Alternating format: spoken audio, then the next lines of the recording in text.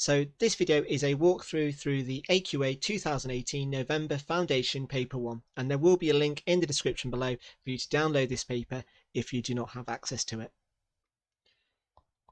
So working through the first couple of questions, these are all multiple choice questions, but it's still, again, although it's worth 1 mark, you're still allocated around 1 minute to complete these questions. So although they are multiple choice, what you don't want to be doing is simply guessing, but you also, what you don't want to do is leave any of these questions blank, because even if you were to guess, you've got a 25% chance of getting it right, although a 75% chance of getting it wrong. But either way, if you don't answer, you've got 0%, and we're not going to take that. So working with question 1, here we've got a negative numbers. Now, before you attempt any of these questions on this particular paper, it's always important you recognise what topic each of the questions refer to, and that sometimes will re-jog any prior knowledge or revision that you may have done. So if you've done revision cards, you think, negative numbers, what's on that revision card, what do I need to remember, etc. So working with this particular question, so let's just go for a coloured pen. So here we've got -3 plus -8. Now with negative numbers, you're only focused on the middle two symbols, and if they're different it turns to a minus. So this question is -3 minus 8, which gives us an answer of -11. Now working with question 2, it says, what does the longest bar in a bar chart represent? Circle your answer. Well, in a bar chart, the longest bar would always represent which one is the most popular, and that therefore represents the mode, and that's always going to be the case. Whenever you are reading any averages from a bar chart, the easiest one to work with is always going to be the mode. The range will always be whatever this number is, take away from the highest number, but again, in terms of the longest or the most popular, it's always going to be the mode. For question 3, here we're just working out some decimal subtraction. So I've got 1.1 and I've got 0.15. And again, I'd always recommend that you set your work out exactly how I'm doing here. So again, borrowing ones from like so. So here I've got 5, 9, so 0.95, which is this one here. Another way of looking at this particular question is treating it as £1.10 minus 15 pence. And again, that will give you 95 pence, which in pound terms is going to give you 0.95. Working with question 4, it says, on a circle, which of these will always be longer than the diameter? Now again, when dealing with a circle, if we just go through what each of these things are.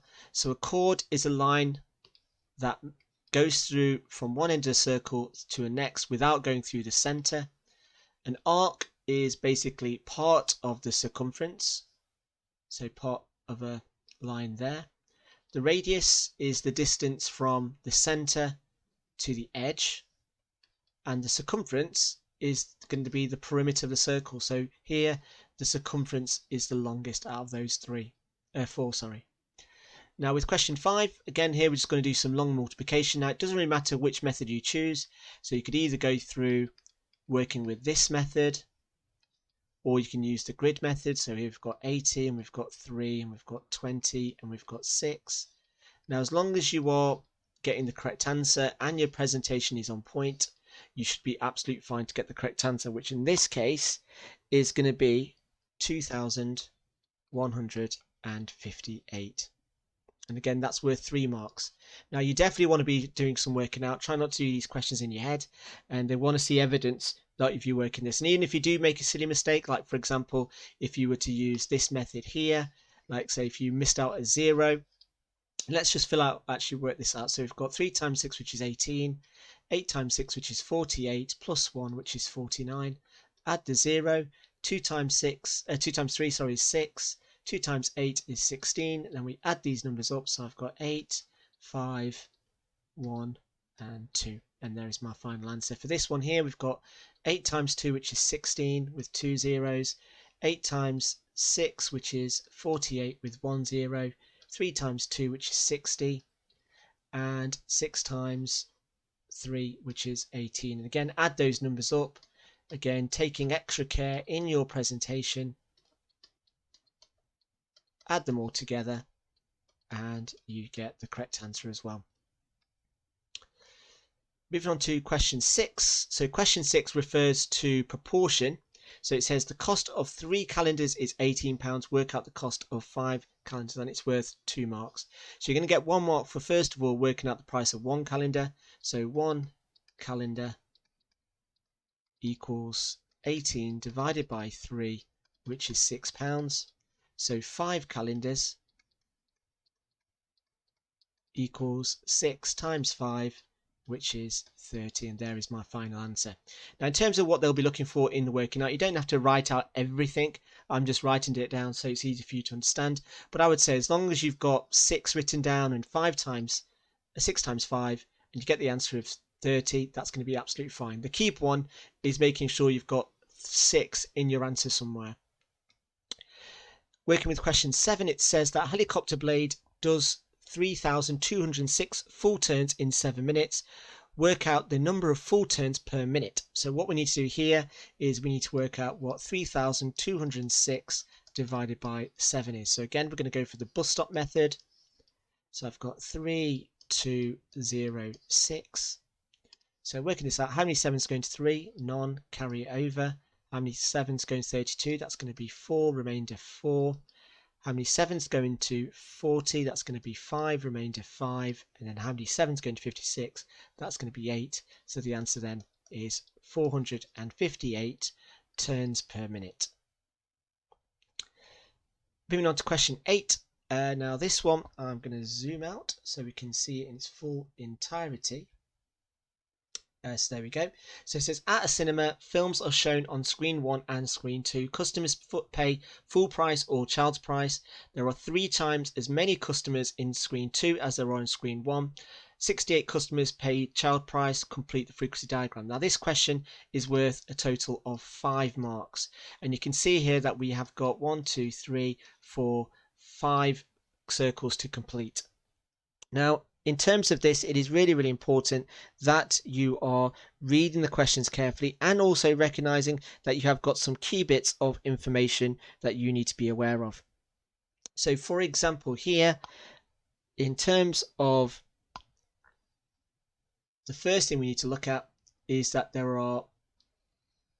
we know that there's 3 times as many customers in screen 2 as there are in screen 1. So, working out what this one here is, well, if this is screen 1, it says that there are 3 times as many. So what we need to do is 87 times 3, and again, if I just quickly work that out, so I've got 21, and so it's going to be 261 that goes in this here.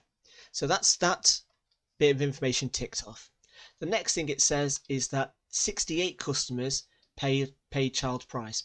So the only ones that are paying child price is going to be these 2 green circles here. So if I know that 68, so these 2 circles need to add up to 68. So if I do 68, take away 15, I get 3 and I get 5. So that means that the value in here becomes 53. Now the next thing I then need to do is use the previous total here. So for example, this is what these 2 circles need to add up to. So if this one here is 15, then to work out this one here, I need to do 87, take away 15, which is going to give me, take that away, so I've got 2, 7, so the number that goes in here is going to be 72. And likewise with regards to, and let's go for blue, this here is that these 2 circles needs to add up to 261. So here I need to do 261, take away 53, and again if I just start borrowing, I've got 8, 0, 2, so that's going to be 208. And then finally, what I then need to do is work out how many people there were in total. So if I get, what colour have I not used? Let's go for orange. So this value here is what I need to do is add up these 2 numbers. So it's going to be 261 plus 87, and I add that up, so I've got 8, 14, 3, so it's going to be 3, 4, 8. And like I said, you will get 1 mark for each correct cell that you complete in this frequency tree. Now moving on to question 9, there are several ways in which we can do this. So the question is asking us to work out the fraction that is halfway between a half and 1 1/4. Now they've given us a scale, but they haven't told us that we actually need to use this. So they've given it us for us to use as an aid should we need it. Now, in terms of marking where things are, this is where a half would be, and 1 1/4 would be here.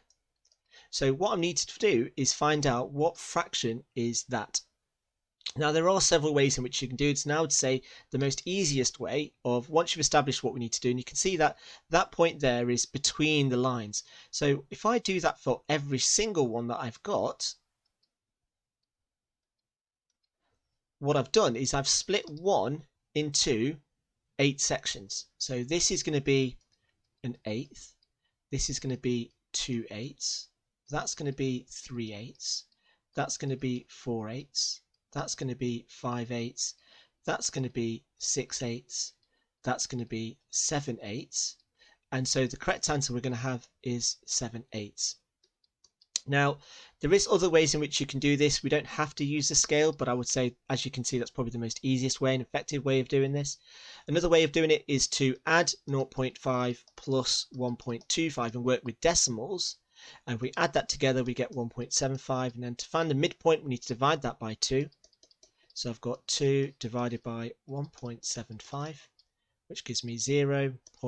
Carry the 1, 8, carry the 1, 7, carry the 1, and that becomes a 5, so it's 0.875.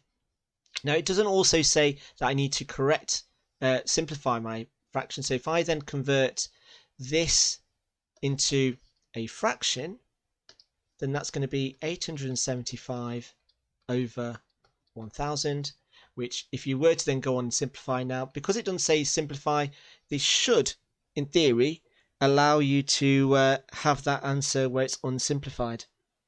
Now, but it is there, but I would strongly recommend that you always do. So the correct answer should be 7 8ths. Then moving on to question 10.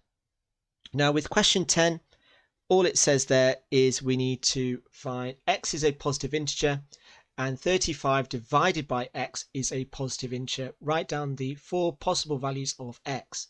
Now the key thing to remember is at first glance that it may look like a plus, but it is actually divide. So here we're looking for 35 divided by x. Now when it's saying a positive integer, it basically means that you're looking for factors that go into 35 because you don't want to have a remainder. So what possible also says that x is a possible integer, so we're not working with decimals. So you've got to think to yourself, what numbers can you divide 35 by? And that's basically going to be all the factors. So it's going to be 1, 5, 7 and 35. And there is your final answer. And again, it's worth 2 marks. You may lose a mark for any incorrect value, or maybe you're getting 2 or 3 of the correct values correct. But basically, it's just asking for the factors of 35. So moving on to question 11, it says that a fair die has 6 sides, as they normally do, and it's numbered 1 to 6. After it is rolled, 5 of the numbers can be seen. Write down the probability that one of these 5 numbers is going to be a 2. Well, here it's again looking at that there's 5. The only one that it's not going to be is where you can't see a 2. So that's simply going to just be 5 over 6. Because the only one that you're not going to be able to see is when 2 is at the bottom. And the chance of 2 being at the bottom is going to be 1 out of 6. So the probability that you can see a 2 is going to be 5 over 6. Now it then says work out the greatest possible sum of the 5 numbers. Now with regards to this, the smallest, for it to be the greatest number, you want to exclude the smallest number. So here what we're looking at is adding 2 plus 3 plus 4 plus 5 plus 6, because you want the smallest number being touching the base or the table, let's say the one that you can't see. So if you add those 5 numbers up, you should get an answer of 20. And then moving on to question 12. So again, we're looking at fractions again. So here it says work out the 2 7ths plus 6 7ths. Well, that's going to be 8 7ths. And then obviously you can't see that. So you then think to yourself, okay, well, it's definitely not going to be this one. And it's definitely not going to be that one. So possibly it's going to be one of these two. So then we want to convert this as a mixed number. So how many 7s rather go into 8? That's going to be 1. remainder 1, and you're dividing by 7, so this here is your final answer. With question 13, that's referring to BIDMAS, so we've got 4 plus 3 times 5 minus 1. Now in BIDMAS we do the times first, so that's going to be 15. So we've got 4 plus 15, take away 1. So again, as we've got adding, subtracting, we're going to read this from left to right. So I've got 4 plus 15, which is 19, take away 1, which is 18. For question 14, it says the nth term of a sequence is 5n minus 2. Work out the third term. Now working out the third term, all we've got to do is make n equal 3. Now 5n minus 2, well 5n means 5 times 2. So what this means is 5 times n take away 2. Well, if n is 3, it's going to be 5 times 3 take away 2. So that's 15 minus 2, which is 13. So my answer I need to circle is the 13. Then moving on to question 15.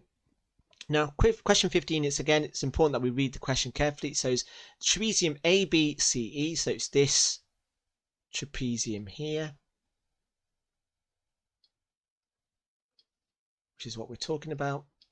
And it says it's made up from a parallelogram ABCD. So the parallelogram is this here. And it's made up of an isosceles triangle, which we're doing green, which is ADE, which is this triangle here.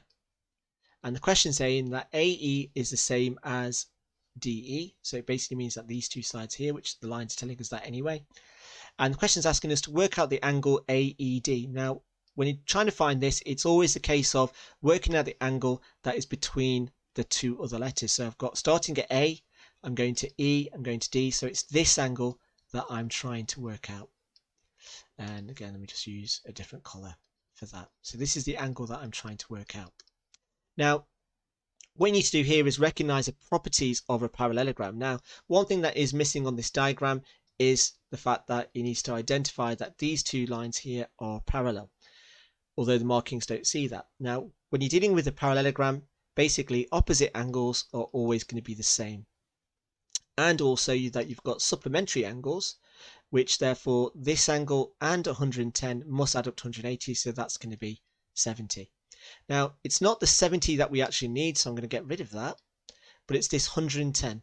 Now, the next property we then need to know is that angles on a straight line add up to 180. So if this angle here is 110, then to work out this angle, all I need to do is take it away from 180, which gives me 70. Now, because it's an isosceles triangle, this angle here is also going to be 70. So to work out what this angle, the purple angle, is going to be, I need to do 180 minus 70 minus 70. So I've got 180 minus 140, which gives me a final answer of 40 degrees.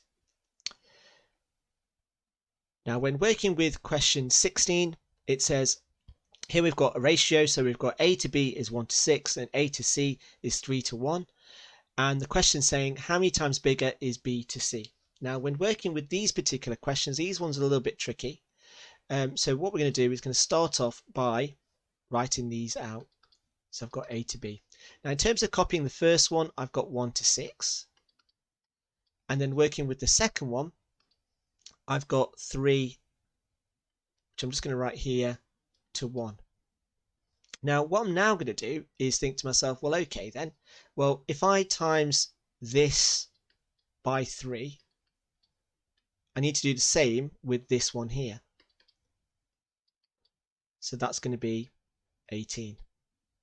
And then from this, what I can then do is, now that these numbers are the same, this is therefore going to be 1. So the question is saying how many times is B bigger than C? And the correct answer for this one is therefore going to be 18. And there is a final answer. Then working with question 17, it says 17a says Laura wants to work out 3% of 1,700. Her method is 1,700 times 0.3. Is her method correct? Well, the answer is going to be no. Oh, it says tick, not cross. I don't think you lose marks if you crossed it, but we'll just go for a tick. And the reason why is because that there is because 0.3 is 30%, not 3%. And 3% is 0.03. So that'll be the reasons why. It then says that Laura also wants to work out 30 over 29 of 60, and her answer is 58.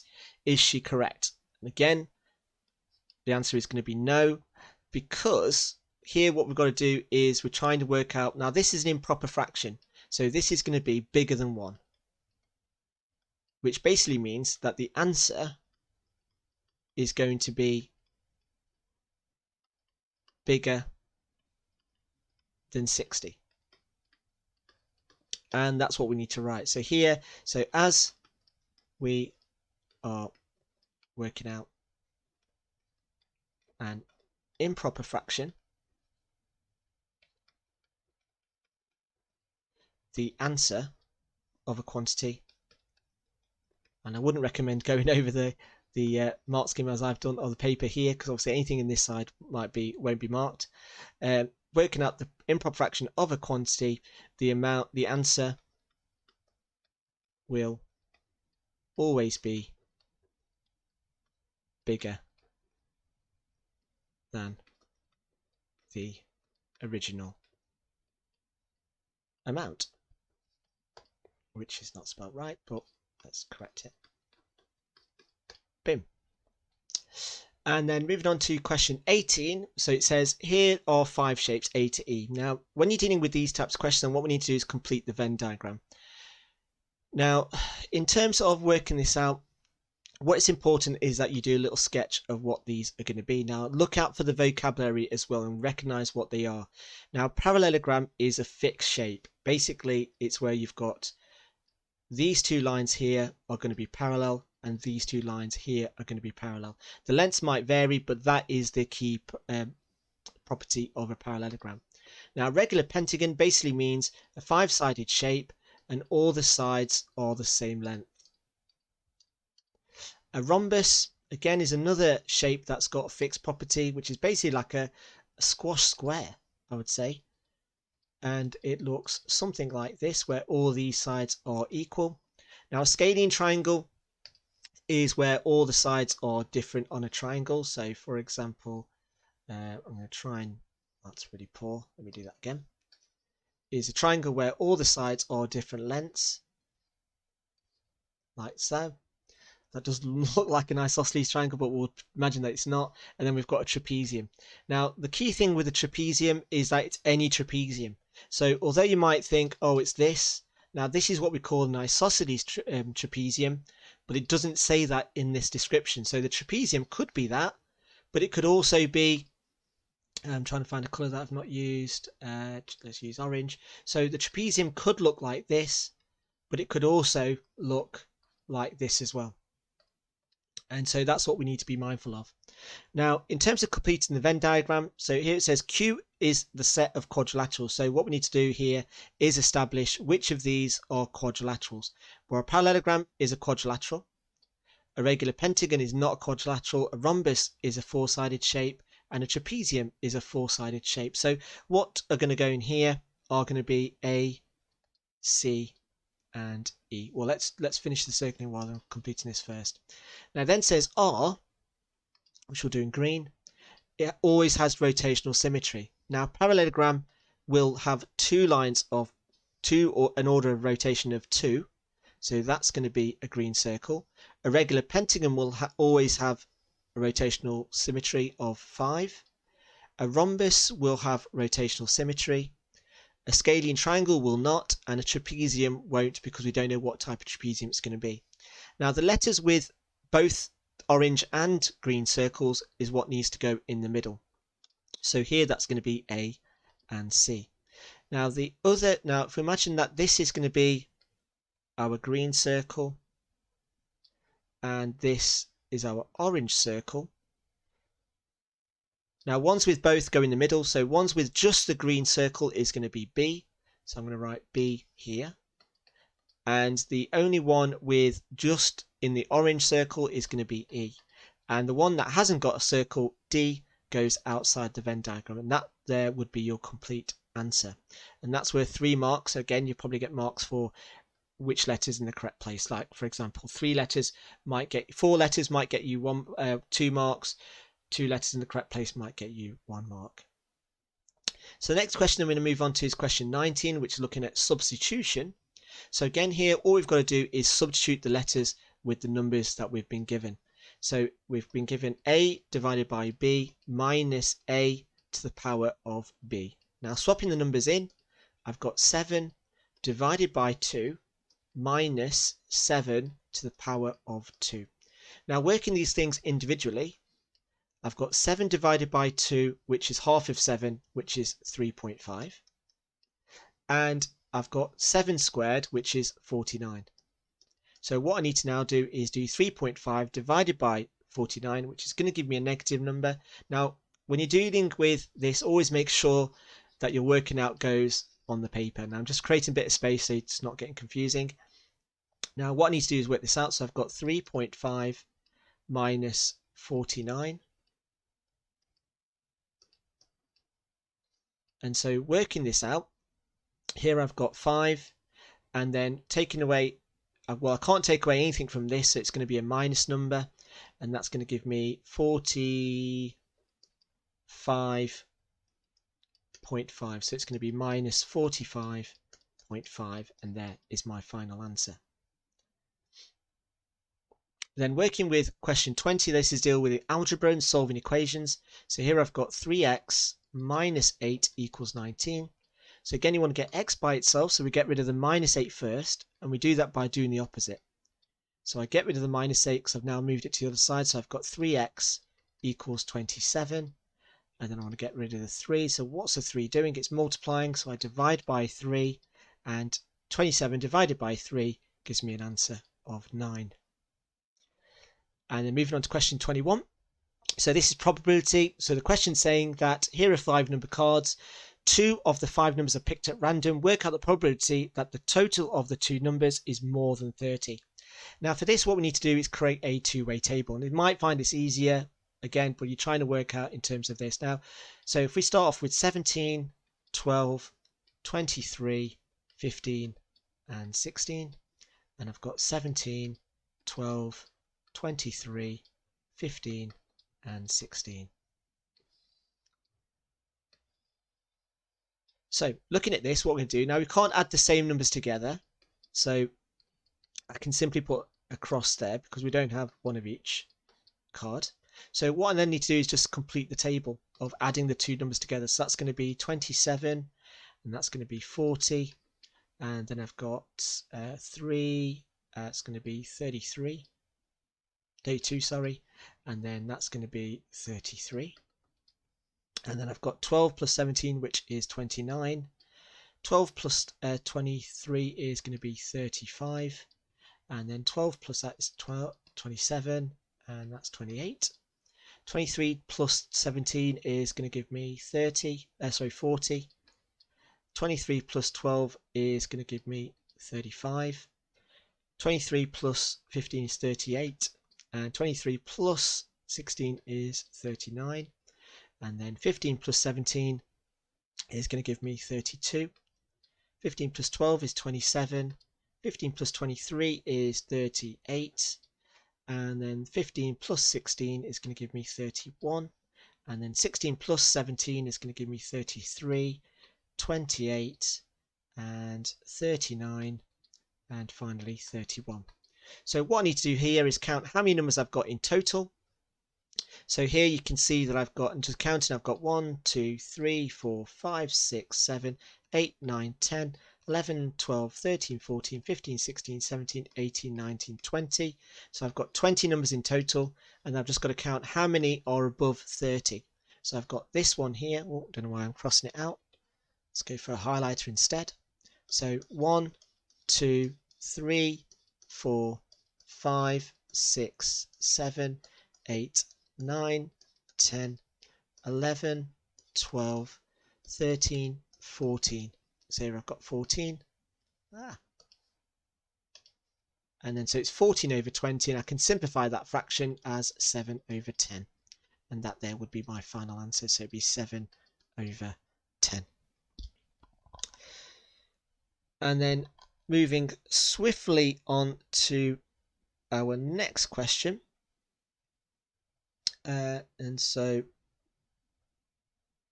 what we're dealing with is question 22. So here what we're doing is we're plotting a quadratic equation. Now for this, what we need to do is swap x with these numbers that I've got here. So what I'm going to do is I'm going to do minus 2 squared. Now minus number times a minus number, well 2 squared is 4, and a minus times a minus is positive 4. Then I've got minus 1 squared, well 1 squared is 1, and a minus times a minus is positive. Then I've got 0 squared, which is 0, 1 squared, which is 1, and 2 squared, which is 4. So the numbers I'm going to put here are 4, 1, 0, 1, 4. Now the next thing I then need to do is plot the coordinates. So that's one coordinate, that's another, that's another, that's another, that's another. So plotting these coordinates, I've got minus 2, 4, which is here. I've got minus 1, 1, which is here. 0, 0, which is there. 1, 1, 2, 4. Now the next thing you then need to do is to join these points up. Now the key point with this is you need to make sure that it is a nice smooth curve. And you also need to make sure that it does go through all the points.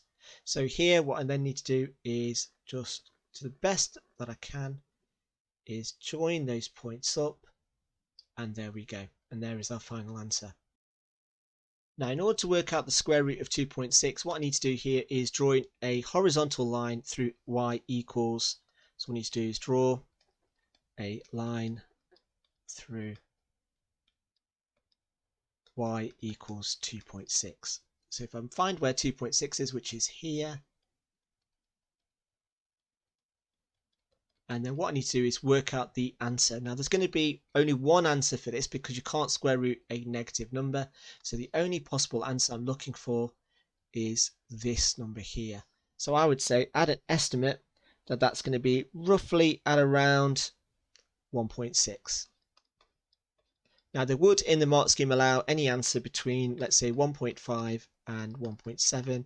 That would be absolutely fine, but I get an answer of 1.6 from my graph. Now the question 23 then says that two consecutive whole numbers are n and n plus 1. Simplify n minus n plus 1. Now with this, when we're expanding brackets, if there is no number, we imagine it's a 1. So here I've got n, and then minus 1 times n is minus n, and minus 1 times positive 1 gives me minus 1. So n minus n is just nothing, so I'm left with just minus 1. Then to multiply the brackets, I've got n squared, and then it's going to be plus n. And then the question then, part C then says that the two numbers are added, show that the answer must always be an odd number.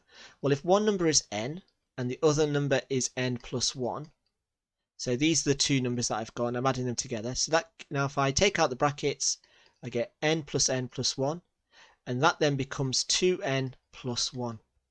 Now, whenever you're multiplying with it, if n is any number, now multiplying it by 2, this is always going to give you an even number. And if 1 is an odd number, now whenever you add an even plus an odd, and again you probably need to write this down more in the lines that are available, so adding an odd number to an even number will always give you a odd answer, like so. And again, the reason why it's even is because all multiples of 2 are even, like so. Now I've probably gone into more detail of that, but again it's entirely up to you in terms of how we were dealing with this. Now also another explanation, but this will probably move on to a higher level, is if it was even, so if even, then it's divisible by 2. So 2n you can divide by 2, which equals n, but 1 divided by 2 equals 0.5. So that's where it won't give you a whole number answer. So again, going for that, but I would typically go for this explanation here to answer that particular question. Then moving on to question 24. So question 24 then says work out the value of cos 30. Now this again refers to working with the exact values of trig, in which generally speaking, again, if you're not too sure on your trig ratios, just go for the most complicated one. It tends to always be the answer. But again, if you're not too sure, it's a table that you need to learn. I'll do a video on how we actually learn those. But yeah, that's the one it's going to be. Now the next one, 25, is working with mixed number fractions. So here it says dividing. Now it's worth 4 marks, so we need to take our time with this. So let's have a look at it. Now when dividing with fractions, you need to make sure that you've got proper fractions. We can't deal with mixed numbers. So one way of dealing with this is that 8.5 can be written as 8 times 2, which is 16, plus 1, which is 17 over 2. And 2 2/3 can be written as 2 times 6, which is 2 times 3, which is 6, plus 2, which is 8, so it's 8 over 3. So what I'm working out is 17 over 2 divided by 8 over 3. Now from this you want to then see, can I simplify the fraction? Well, no, we can't. Now we could, depending on how comfortable you are with fractions, you can simplify both the top and the bottom, but I would opt that you don't, because that's not going to work. So here what we're going to do is go through the notions. Now when you're dividing fractions, you flip the second fraction, so it becomes 3 over 8 and it turns to a multiply. So what we then need to do is work out what 17 times 3 is, which is a 1. Don't know why I keep writing a blurb there. So 7 times 3, which is 1. 3 times 1, which is 3, plus 1, which is 51. So that equals 51. And 2 over 8 equals 16. And then you want to think to yourself, can I simplify this? Well, no. So then the next question then says, how many 16? We need to convert it into a mixed number. So if you left your answers 51 over 16, you probably get 3 marks. But again, it's always important that you are able to convert it. So how many 16s going to 51? Well, that's going to be 3. The remainder is going to be 3. And we're dividing by 16. And there is my final answer. Then moving on to question 26. So question 26 says that a ship is sailing on a straight line from its home port. The distance time graph shows the 4-hour journey, or 4 hours of the journey. It says work out the speed of the ship during these 4 hours. Now what we need to do is we need to work out the gradient of this line. So work out the gradient of the line. Now to work out the gradient of a line, what you need to do, I would say the easiest method is to try and pick 2 coordinates. So I'm going to pick this coordinate here and this final coordinate here. Now the bigger the triangle, the easier it's going to be. And what we need to do is we need to turn that into a triangle. Now the next thing we then need to do is work out the base and the height of this triangle. Now the gradient is basically the height of the triangle divided by the base. But what we need to do is not just a case of counting squares, we need to use the scale that we are working with. Now going across, we know that this length here is 4. Now working with this length here, it's going to be a little bit more challenging.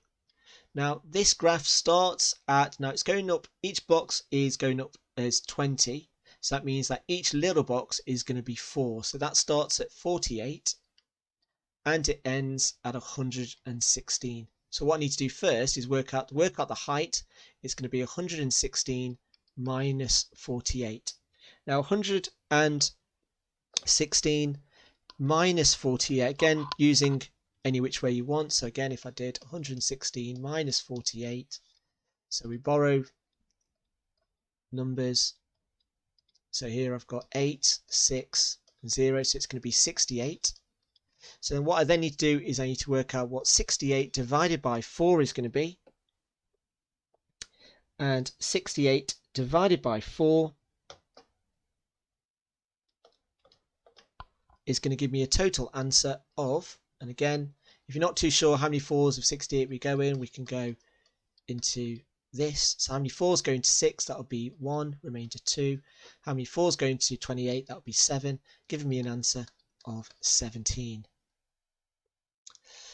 And then moving on to question 27. So it says Kim works at an airport in the UK, she records the number of planes landing between 10 and 2 p.m. each day. So 10 a.m. and 2 p.m. that is. So the table shows the data of the first 10 days in January.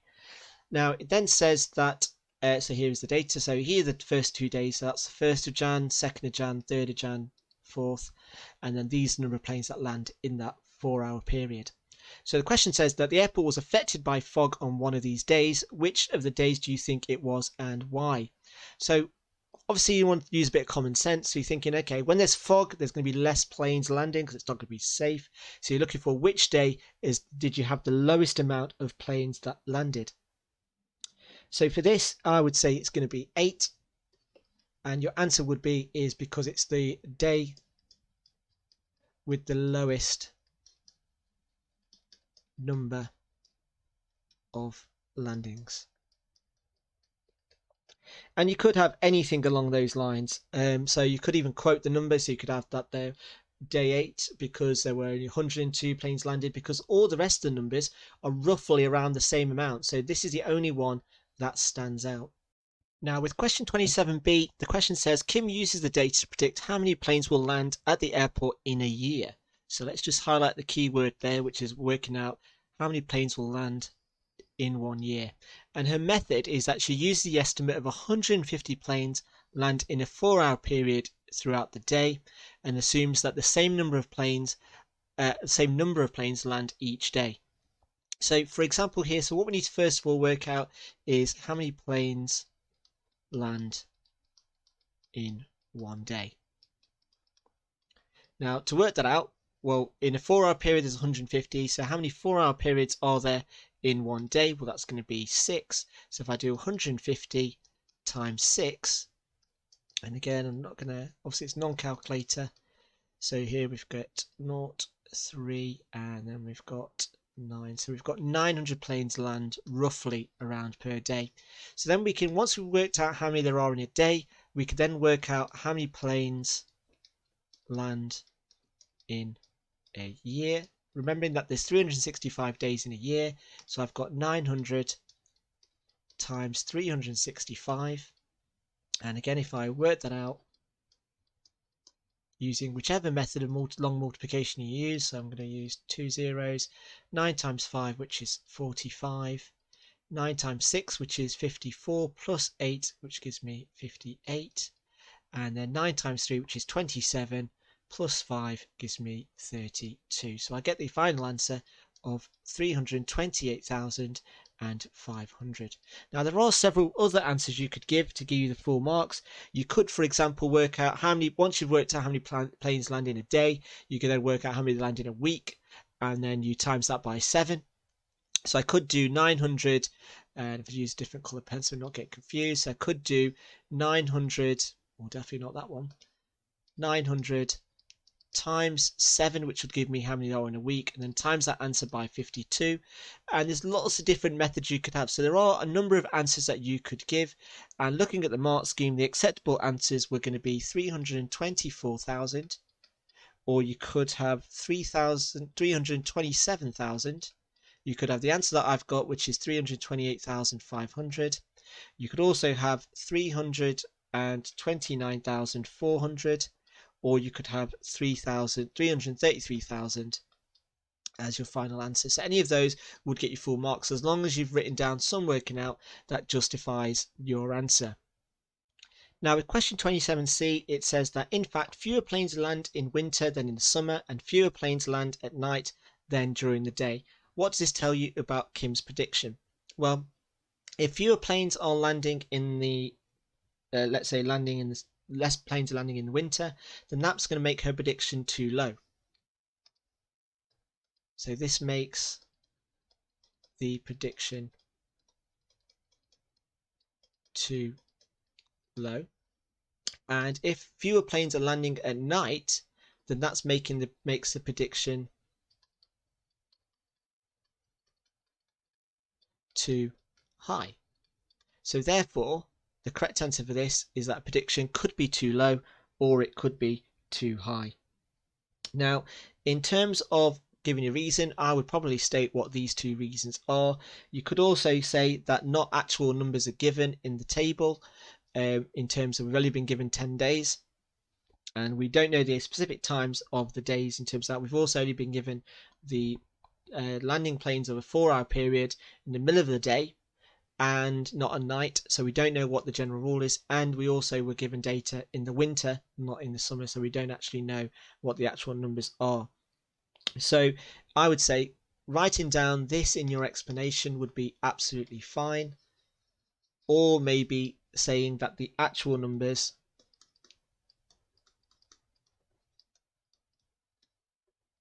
are not given to answer this particular question correctly. Now the next question then says that the sum of angles in a quadrilateral is 360. So for example, angles in a rectangle is 4 times 90, which is 360. Zach then writes 5 times 90, which is 450. So the sum of angles in any pentagon must be 450. Is he correct? Now, whenever you're dealing with any sort of shape, so if we were to draw a pentagon, then to work out the total sum of angles, what we need to do is we need to first pick a point and then draw lines to each of the other points. Now you can see here that we've got 3 triangles, and each of those triangles are going to be worth 180 degrees in terms of angles. So to work out angles in a pentagon, so angles in a pentagon is equal to 3 times 180, and if I do 180 times 3, I get 0, 4, and 5, so it's 540. And so him saying that it's going to be, or is it him? Yes, it is a him. It's going to be 450. No, he is wrong. I don't know why I keep crossing. He is going to be wrong because angles in a pentagon add up to 540. And then moving on to question 29, it says work out the value of A. Now, in this, it's a little bit more challenging in terms of what we've got to do. So first of all, working out this left-hand side. So I've got the square root of 6 squared plus 8 squared. Now 6 squared is 36, 8 squared is 64. So working that out, I've got the square root of 100, which is 10. So I've got this equals 10.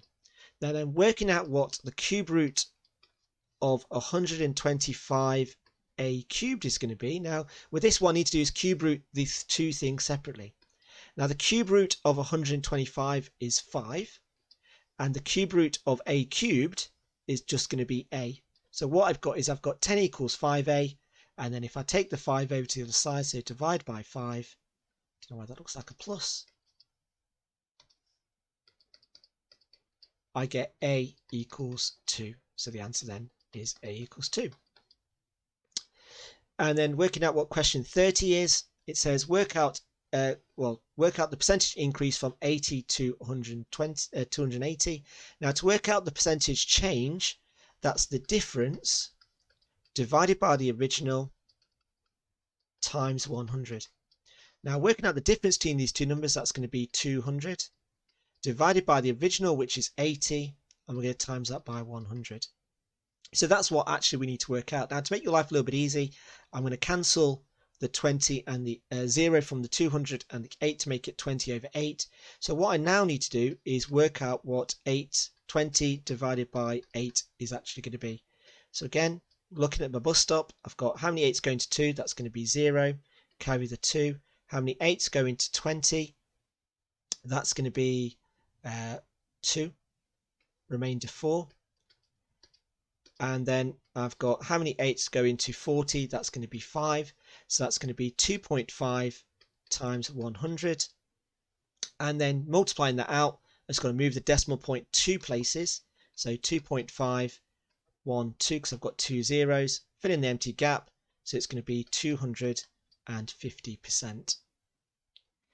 And then moving on to question 31. So this is looking at quadratics. What we need to do is factorize this particular expression.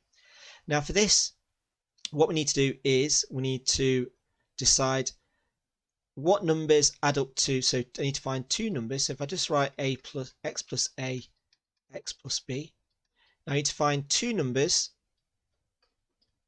that add together to give me -1, but multiply together give me -12. So looking at this now, I generally focus on the -12, and that's going to be 4 and 3. Now which one of these is going to be minus? Well, because I want -1, it means that the biggest number is going to be a minus. So what I've got here is x minus 4 and x plus 3 equals 0. And again, always make sure you're writing equals 0. Now, when you're multiplying two numbers together, which is basically what these two brackets are doing, and the answer is 0, it means that these brackets must equal, one of them must equal 0. So what I need to solve is this. Now, for this to equal 0, I need to add 4. So I've got x equals 4. And for this one, I need to take away 3. So I've got x equals -3. So the answer to this particular question is going to be 4 or -3. And there is my final answer.